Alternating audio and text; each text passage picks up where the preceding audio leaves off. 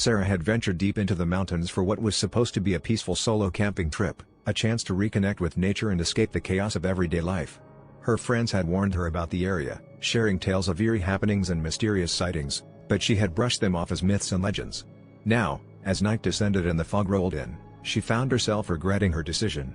Her phone battery had died hours ago, and she cursed herself for not bringing a backup charger. With only a flickering flashlight in hand, she felt truly alone, cut off from the world. As the wind howled through the trees, Sarah's heart pounded in her chest. The path back to her campsite seemed to have disappeared, swallowed by the thickening mist. She squinted into the darkness, hoping to catch a glimpse of something familiar, but instead, she saw them. A pair of eyes, glowing eerily in the beam of her flashlight, reflecting back at her like tiny, haunting mirrors. Her breath caught in her throat as she realized she wasn't alone. The stories of Sasquatch sightings flooded her mind, each tale more terrifying than the last. Her pulse quickened, and her hands trembled as she tried to steady the light.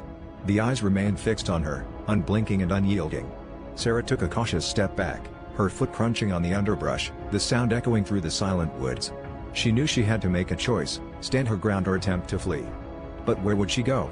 The mountains surrounded her, a natural fortress with no clear escape. Her flashlight flickered again, the beam growing weaker, threatening to plunge her into complete darkness.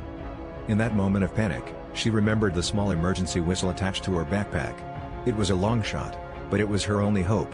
She grabbed it and blew with all the force her lungs could muster, the shrill sound piercing through the night. For a tense moment, nothing happened. Then, just as the light finally gave out, she heard something, a rustling in the distance, followed by the unmistakable sound of footsteps approaching. Whether it was help or a new danger, she didn't know, but it was enough to spur her into motion, propelling her toward whatever fate awaited her in the shadowy depths of the forest.